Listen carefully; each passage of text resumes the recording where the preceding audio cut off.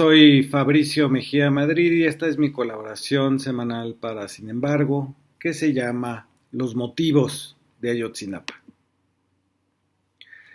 Los normalistas iban asustados pero decididos a conseguir los 15 autobuses para llegar a una más de las conmemoraciones de la matanza de estudiantes del 2 de octubre de 1968. En Chilpancingo, unas horas antes, la policía los había perseguido y las líneas de transporte se habían negado esta vez. Pero tenían el compromiso. Lo habían adquirido el 19 de septiembre en la reunión de las 17 normales en la Emiliano Zapata de Amilcingo, en Morelos. Una vez que la normal de Tenería del Estado de México se declaró incapaz de operar la logística de la movilización, que incluía comida y estancia por varias noches, además de los camiones, Ayotzinapa se obligó a ello. Eran la normal de Genaro Vázquez Rojas, de Lucio Cabañas, de Otón Salazar. No podían quedar mal. Después del revés en Chilpancingo, decidieron mandar a los de primer ingreso a la toma de los camiones a Iguala. La mayoría tenía 16, 17 años y estaban rapados. Sabían que era el territorio de los Casarrubias Salgado, los Guerreros Unidos, que se dedicaban desde hacía décadas al tráfico tanto de heroína como de metanfetaminas. Los criminales, dueños de autolavados, tenían en un puño a las policías municipales de Guerrero, también las de Morelos, pasando por las del Estado de México. Eran las 5:30 de la tarde del 26 de septiembre de 2014, cuando los muchachos salieron de Tixla. No había forma de separar a los policías municipales de Guerreros Unidos. A los bélicos, el grupo de élite encargado de la seguridad en Iguala y Cocula, el cártel los uniformaba, dotaba de armas y de salarios. De hecho, los policías eran el brazo armado de los delincuentes, y no al revés. Guerreros Unidos se había hecho del control, entre otras, de las indemnizaciones que les correspondían a los ejidatarios del Carrizalillo y Mezcala por el uso de sus tierras para la extracción de oro, plata y cobre por parte de varias mineras canadienses. Había muchos negocios con las mineras, desde el pago por el derecho de piso, el uso de los transportes y las rutas, hasta la venta de heroína para que los mineros que se fracturaran los huesos no les doliera. Ni policías ni sicarios, sino un cuerpo intermedio entre la autoridad legal e ilegal, los bélicos llegaron a ser secretarios de seguridad del estado de Guerrero. Nada sorprendente en el país de Genaro García Luna y Felipe Calderón. Se encargaban de cobrar venta de protección, extorsiones y levantones para el crimen organizado.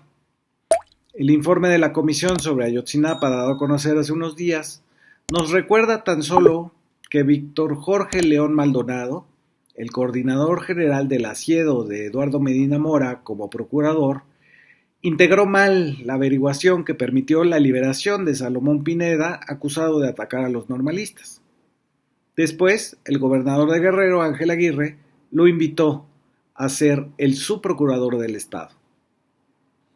Esos eran los policías, como brazo ejecutor del crimen.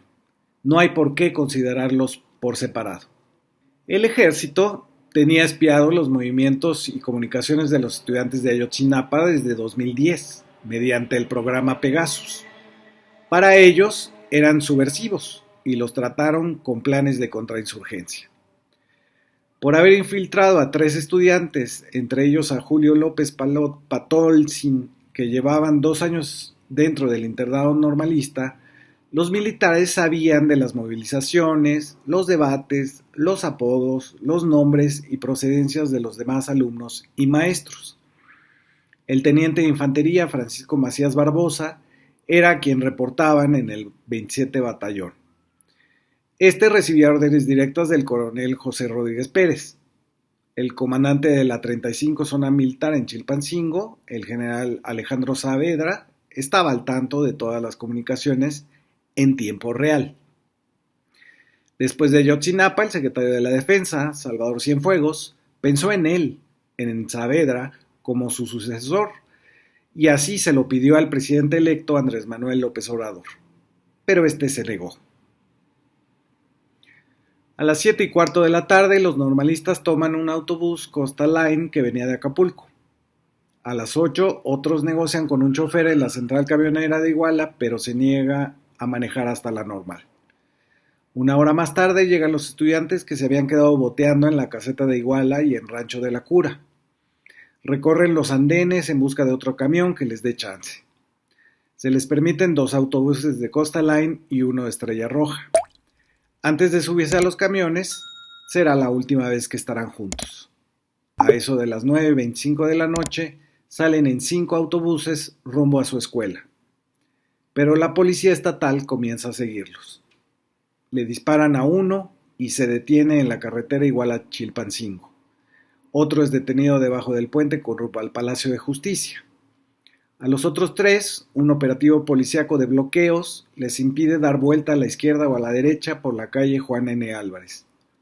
Cuando los estudiantes pretenden mover una de las patrullas atravesadas, un balazo le da en la cabeza al normalista de 19 años, Aldo Gutiérrez Solano.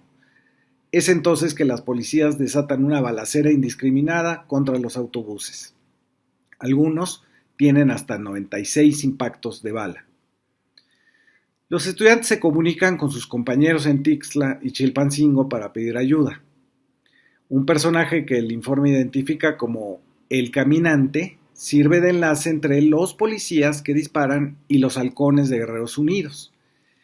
Es en ese momento que el subdirector de la policía de Cocula, César Nava González, se desplaza hacia el tiroteo en Iguala sin que nadie se lo ordene.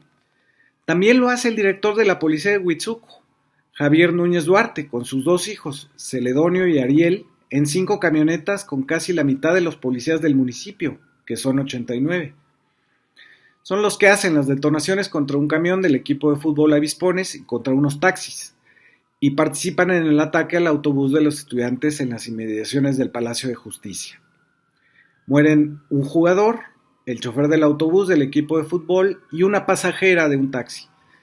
También se personan ahí los policías federales, su jefe, Víctor Manuel Colmenares Campos, y sus oficiales, Luis Dorantes y Emanuel de la Cruz Pérez Arispe, justo en el puente, cobijados de las cámaras de videovigilancia. Guerreros Unidos bloquea las carreteras a Chilpancingo y hacia Teloloapan. Entonces tenemos que se instala un cerco a los autobuses por parte de los policías desde las 9:30 de la noche hasta casi las 11. Dentro de ese sitio se dispara a civiles desarmados. Están heridos, tumbados boca abajo en las calles y esposados. Esa noche hay 6 asesinados por las fuerzas policíaco-sicarias, hay 40 heridos de bala. En la clínica Cristina, un capitán del ejército, José Martínez Crespo, toma notas de los heridos, les pide identificaciones y se va. Durante todo el episodio homicida, el ejército patrulló vigilando el evento y lo comunicó en tiempo real. El CISEN de la Secretaría de Gobernación de Osorio Chong también lo estaba monitoreando. La desaparición de los 43 es una orden. Algunos de los normalistas que están detenidos a las 11:30 de la noche en la barandilla de Iguala son sacados por la policía de Cocula. Son desaparecidos. Se les va separando en grupos de 10, de 15 para irlos moviendo en camionetas con las policías vestidas de civiles. Los normalistas que alcanzan a escapar por un cerro se unen a los maestros de la coordinadora de Guerrero, la CETEG, y organizan una conferencia de prensa pasada la medianoche. 15 minutos dura su aparición porque llegan disparando sicarios de Guerreros Unidos y asesinan a 2 normalistas que acababan de llegar de Tixla en apoyo a sus compañeros.